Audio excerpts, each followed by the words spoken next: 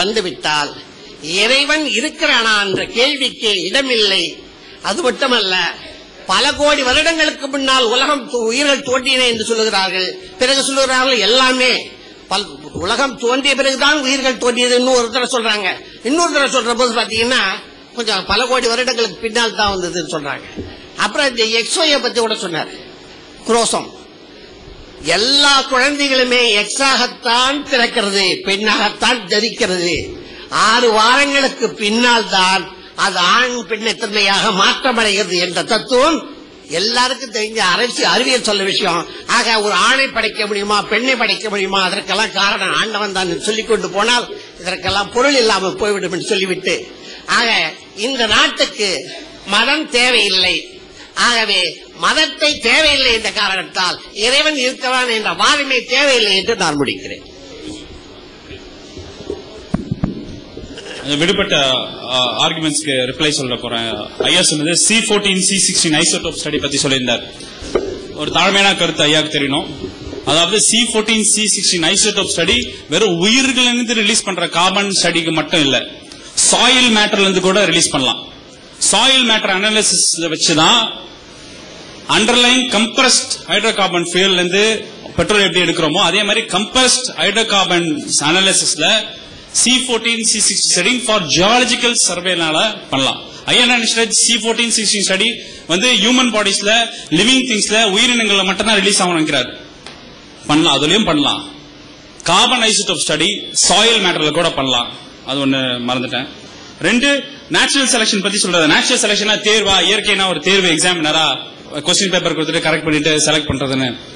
Natural selection இயற்கை தேர்வு செய்வது முறை பாத்தீங்கன்னா இந்த செயற்கை முறை செலக்ஷன் வந்து எந்தெந்த உயிரினங்கள் அதை வந்து விற்கொள்ளுதோ அது வாழும். மற்ற உயிரினங்கள் செலக்ட் ஆகலாம் அர்த்தம் இல்ல, செலக்ட் ஆகும் அது எக்ஸ்டிங்க்ட் ஆகும். எக்ஸ்டிங்க்ட் ஸ்பீசிஸ் சொல்லுவோம். இப்ப கிட்டத்தட்ட பல்லாயிரம் இப்ப வந்து டைனோசர் ஏன் இப்ப வாழல? டைனோசர் வந்து நேச்சுரல் செலக்ஷன் ப்ராசஸ்ல ஃபெயிலியர். ஆனா டைனோசர் வாழறதுக்கான தருணம் இல்ல. ஒரு ஆஸ்ட்ராய்டு வந்து இம்பாக்ட் பண்ணனால இருக்கிற டைனோசர் எல்லாமே அழிஞ்சு போச்சு. அத அந்த டிசாஸ்டரை விஸ்டாண்ட் பண்ற அளவுக்கு அந்த டைனோசர் கெப்பாசிட்டி கிடையாது. சோ நேச்சுரல் செலக்ஷன் ப்ராசஸ்ல அது எக்ஸ்டிங்க்ட் ஸ்பீசிஸ் ஆயிடுச்சு. அது செலக்ட் ஆகல, இயற்கை செலக்ட் ஆகல அப்படின்னு எடுத்துக்க கூடாது. செலக்ட் ஆனாலும் அது உயிர் வாழ்த்துக்கூடிய தருணம் இருந்தாதான் நேச்சுரல் செலக்ஷன் ப்ராசஸ் இதாகும். அது வந்து நேச்சுரல் செலக்ஷன் பை சான்ஸ் சொல்லுவோம், not by supernatural power. அப்படி பார்த்தா திருப்பி சொல்லலாம். அப்பனா காட் தான் உங்களுக்கு எக்ஸாமினேஷன் பேப்பர் பண்ணிட்டு உங்களுக்கு correct pass mark fail mark போட்டு உங்களுக்கு உயிர் வாழ்க்கை வைக்கிறாரான்னு திருப்பி அழகா கேட்கலாம். அது வந்து உகந்தது கிடையாது. சோ இயற்கைக்கு இன்னும் அருமையான கருத்து சொல்றேன். பொருள் இருந்தா தானே இயற்கை இருக்க முடியும், பொருள் தானே ஆய்வு பண்ண முடியும். அதே தான் கேட்கிறேன். அந்த மூல பொருள் ஆய்வு பண்றதுக்கான பொருள் அடையாளம் காட்டுங்க, அது ஆய்வு பண்றதுக்கு ரெடியா இருக்கும். 2 இன்னொன்னு சொன்னாரு கலீலியோ பத்தி ஆர்குமெண்ட் பண்ண மாதிரி 2 கருத்து. உலகம் உருண்டையா இருக்கிறது, பிறகு ஈலியோசென்ட்ரிக் தியரி கொண்டாரு கலீலியோ. அது சூரியனை சுத்தி பூமி சுத்துதான் கருத்தை நான் தெரிவிச்சேன். 2 கருத்து தெரிவிச்சேன். ஏன் எனக்கு 2 கருத்தை தெரிவிச்சேன்னா, Galileo annals of trials of கலீலியோன்னு ஒரு புக் இருக்கு. அதாவது கலீலியோவும் அந்த சர்ச்சும் உண்டான ஆர்குமெண்ட்ஸ் அப்ப நடந்த கேஸ் மேட்டர்ல பண்ணும்போது கலீலியோவை கட்டாயப்படுத்தி வாக்குமூலம் வாங்கினதுல பைபிள் பிரகாரம் உலகம் தட்டை தான். பிறகு சூரியன் மையப்படுத்திய கருத்தை இல்ல, பூமியை மையப்படுத்திய கருத்துன்னு கலீலியோ எழுத வச்சாங்க. நான் சொன்னேன். அதை சைன் பண்ணி கலீலியோ 3 தடவை எழுதிட்டு அதுக்கப்புறம் தான் ஹவுஸ் அரெஸ்ட் ஆகுறாரு. அதை அனலைசிஸ் பண்ணோம். அதை திருப்பி இருக்கணும். ஐயா சொன்னார் SMS தட்டி நான் என்னால எல்லாரையும் கூட்டிட முடியும் அப்படின்னு சொன்னாங்க. ஐயா SMS ஒரு டெக்னாலஜி தான், அதுவும் மனுஷன் கண்டுபிடிச்சது தான். அந்த SMS வழியாக தான் நீங்க கூட்டிருக்கீங்க. சோ அறிவியல் ஆய்வுப்பட்ட டெக்னாலஜியை வந்து தான் அடாப்ட் பண்ணிருக்கேன். இங்க இருக்கிற தமிழ் டிவிலுக்கு வீடியோ கேமராஸா இருக்கட்டும், இங்க நான் மைக் பேசிட்டு இருக்கட்டும், இங்க கேமரா பிடிச்சா ஐடென்டிஃபை பண்ணலாமா அப்படின்னு கேட்டாரு. அப்ப மைக் பிடிச்சிட்டு வந்தா நான் ப்ரூவ் பண்ணேன்னு சொல்லாரு. எனக்கு தெரியும். அலெக்சாண்டர் கிரஹாம் பெல் தான் போனை கண்டுபிடிச்சா தெரியும். டெலிவிஷன் தாமஸ் பேட் தான் கண்டுபிடிச்சாரு எனக்கு தெரியும். ரேடியோ மைக்ரோ மேடம் கியூரி தான் கண்டுபிடிச்சாங்க தெரியும். அதே மாதிரி இந்த சூப்பர் நேச்சுரல் பவர் யார் ஐடென்டிஃபை பண்றதுன்னு ரிவீல் பண்ணுங்க, நாமினேட் பண்ணுங்க, ஐடென்டிஃபை பண்ணுங்க, அவங்கள அனாலிசிஸ் பண்றோம் என்று கூற. நன்றி ஐயா. வணக்கம். Hello hello hello hello hello hello hello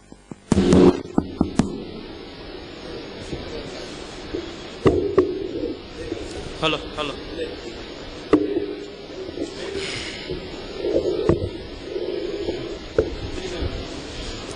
வணக்கம்.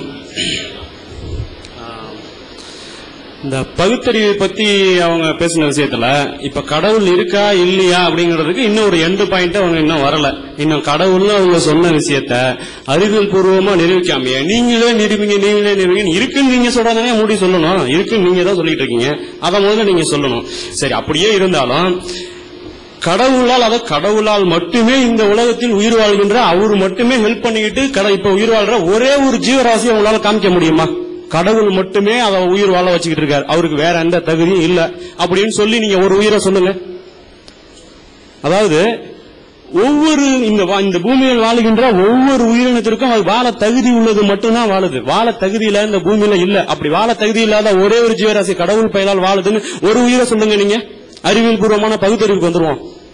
பகுத்தறிவுன்னு சொல்றீங்களே, அறிவியல் பூர்வமா நீங்க கடவுளோட சித்தத்தால் மட்டும் வாழுகின்ற ஒரு உயிரையோ இல்ல ஒன்னு காமிங்களா? நாங்க நிரூபிக்கணும் சொல்ற நீங்க ஒன்னே நிரூபிச்சுக்கலாமே. ஒரே ஒரு சிங்குலாரிட்டி வெடிச்சு சிதறனத்துக்கு ஒரே ஒரு காரணத்தை மட்டுமே அடிப்படையா வச்சுக்கிட்டு அதை திரும்பியே சொல்லிக்கிட்டு இருக்கீங்க. திரும்பி காலையில என்ன கிளாஸ் நடந்துச்சோ அதையே திரும்பி ஒரு 1.5 மணி நேரத்துக்கு கேட்கணும். திரும்பி மாற்றி இன்னொன்னு ஏதாச்சும் திரும்பி புதுசா, அதுவும் எழுதின புத்தகத்திலேயும் தான் ஒரு விளக்கம், அதை நாங்க படிச்சுட்டு வந்துட்டோம். திரும்பி அதே மாதிரி விளக்கம்.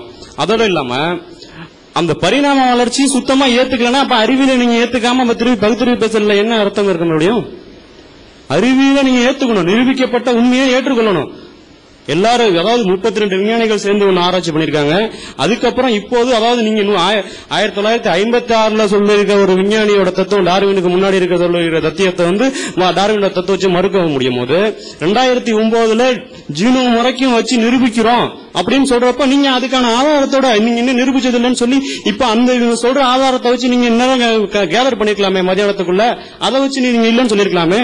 இன்னும் பழைய வேகத்தை வச்சுக்கிட்டு நீங்க திரும்பி அதை எப்படி மறுக்கலாம்? திரும்பி அதே காலையில போட்டதே திரும்பி போட்டா அப்ப திரும்பி நாங்க இருக்குங்கிற 2009 கண்டுபிடிச்ச அறிவியல் தத்துவத்தை வச்சு நீங்க திரும்பி விளக்குனா அதுக்கு எப்படி தீர்வு வர முடியும்? அப்புறம் இந்த பூமி டைனோசரை பத்தி நான் ஒரு காலையில கேள்வி கேட்டேன், அதை பத்தி ஒன்னும் சொல்லவே இல்லையே. இந்த பூமி மனிதனுக்காக தான் படைக்கப்பட்டதுன்னா அந்த டைனோசர் எதுக்கு இதுக்கு முன்னாடி மனிதனுக்கு முன்னாடி எதுக்கு தோன்றி இருக்கணும்? அதையே நீங்க சொல்லவே இல்லை. அப்படி சொல்லாம அதாவது பகுத்தறிவுன்னா கண்ணுக்கு தெரியுறது எல்லாமே இருக்குன்னு நம்பிடக்கூடாது, கண்ணுக்கு தெரியலங்கிறனால இன்னொன்னு சொல்லிடக்கூடாது. இப்ப ப்ளூடூத் ஒண்ணு இருக்குன்னா அதுல இருந்து இங்க இந்த செல்லுல அந்த செல்லுக்கு போகுது, கண்ணுக்கு தெரியுதா? ஆனா ஒரு மணி நேரம் விஷயம் அங்கிருந்து இங்க போயிடுது. இப்ப காணல் நீர்னு ஒண்ணு இருக்கு, ரோட்ல போயிட்டு இருக்கா எட்டிக்கு தெரியறதுனால அது ஒண்ணு பக்கத்துல போனா இல்லன்னா கண்ணுக்கு தெரியறதுனால ஒண்ணு இருக்கு அப்படின்னு சொல்லிட முடியுமா? பகுத்தறிவுன்னா ஆராய்ச்சி பார்க்கணும். அறிவியல் பூர்வமா சொல்லி நிரூபிக்கப்பட்ட உண்மையா இல்லையான்னு முதல்ல நீங்க ஆராய்ச்சி பார்த்துட்டு அதுக்கப்புறம் இது நீங்க பொய் நிரூபிச்சுட்டு இப்ப ஜீனோம்ல நிரூபிக்கல, ரத்தத்துல 99% சேர்ந்து இருக்குன்னு சொல்றாங்க. எலும்பு வகைனா ஒரே ஒரு எலும்பு நீங்க மண்டாவோட வச்சு காமிக்கிறீங்க. அவங்க அதாவது வருஷமா 5000 வருஷத்துக்கு முன்னாடி, 30,000 வருஷத்துக்கு முன்னாடி, 40,000 வருஷத்துக்கு முன்னாடி அப்படி வருஷம் ஒரு 200 வருஷத்துக்கு முன்னாடி இருக்க எலும்பு வரைக்கும் வச்சிருக்காங்க. நீங்க ஒரே ஒரு மண்டாவோட மட்டும் வச்சுக்கிட்டு விளக்கம் சொன்னீங்கன்னா இது எப்படி எந்த விதத்துல நியாயமா இருக்க முடியும்? எல்லாத்தையும் எடுத்துட்டு இவ்வளவும் பொய்ன்னு நீங்க சொல்லணும். ஒரே ஒரு மண்டாவோடு ஒரே ஒரு ஆராய்ச்சி கூடத்துல இருந்தது ஒண்ணு மட்டும் வச்சு இந்த விவாதம் இல்ல. அவங்க ஆராய்ச்சி பூர்வமா நிரூபிச்சிருக்காங்க. மனிதன் குரங்கில் இருந்தான் வந்தான், மனிதன் தனிப்பட்ட முறையில கடவுள் எந்த விஷயத்தையும் இந்த உலகத்துல படைக்கல. அப்படியே ஸ்டீவன் ஹாக்கின்ஸ் ஒரு காரண காரியத்தோட ஒரு விளக்கம் வச்சிருந்தாலும் அவரும் கடவுள் இருக்கிறான்னு அவர் நாத்திகரப்ப எப்படி திரும்பி நாத்திகர்னு எப்படி சொல்றீங்க? அவர் ஏத்துக்கிட்டாரா அந்த கடவுளுக்கு? இதை அவரை எதுக்கு பக்கம் கூப்பிடுறீங்க? ஒரு விவாத பொருளாதான் அவர் இருக்கிறாருங்கிறப்ப அதை விட்டுடுங்க, நிரூபிங்க. நீங்க அவர் இப்படிப்பட்ட பொருள் நாத்திக கடவுள்னா என்னன்னு நீங்க சொல்றப்ப அதாவது அறிவியல் பூர்வமாவே விளக்கத்துக்கு வரும்போது உருவம் உள்ளது எல்லாமே அழியக்கூடியது, உருவாக்கப்பட்டது எல்லாமே அழியக்கூடியது. இப்ப அல்லாஹ்வுக்கு உருவம் இருக்கா? அறிவியல் பூர்வமா இந்த உலகமா இருக்கட்டும், இந்த உலகத்துல அதாவது ஒரே ஒரு பொருள் இருக்குன்னா அதுக்கு எக்ஸ்பைரி இருக்கு. அதாவது இந்த பூமி ஒரு காலத்துல தோன்றிடுச்சுன்னு சொன்னீங்க. சரி, அதுக்கப்புறம் இப்ப வெடிச்சிடும், அதாவது இவ்வளவு காலத்துக்கு அப்புறம் அது மறைஞ்சு போயிடும். ஓகே, அப்ப அதுக்கு ஒரு எக்ஸ்பைரி இருக்கு. இப்போ அது என்ன ஒரு உருவமா இருக்கு, அதே மாதிரி உருவாக்கக்கூடியது எல்லாமே அழிஞ்சு போயிடும், அதுவும் அறிவியல் தான். அப்படி இருக்கும்போது இப்ப அல்லாஹ்வுக்கு உருவம் இருக்கா இல்லையா? அவர் உருவம் இருக்குன்னு சொன்னா அழிஞ்சிடுவாரு, ஒளியா இருந்தாலும் அழிஞ்சிடுவாரு. அவர் எப்படி இருக்கிறார்? அப்பனா ஒரு வெறும் பேச்சு பொலியா இருக்கிறாரா இல்ல ஒளி ரூபமா இருக்கிறாருன்னா அவர் எங்க இருக்காரு? எந்த வட்டத்துக்குள்ள இருக்கிறார்? அவர் எத்தனை கிலோமீட்டரா இருந்தாலும் அவர் இல்லாம போயிடுவார். அறிவியல் ரீதியா அதான் உண்மை. அவருக்கு ஒரு உருவம் இருக்குன்னு நீங்க சொன்னீங்கன்னா அவரு அப்ப உருவம் இல்லன்னு நீங்க சொன்னீங்கன்னா அப்ப காத்து அவர் எப்படி புரிஞ்சுக்கிறீங்க? அப்புறம் அரிசியில உட்கார்ந்துருக்காரு நீங்க சொல்றீங்கல்ல, நீங்க தான் சொன்னீங்க அரிசியில உட்கார்ந்து அமர்ந்திருக்கிறார் என்று. அப்பனா உருவத்தோட இருக்கிறார்.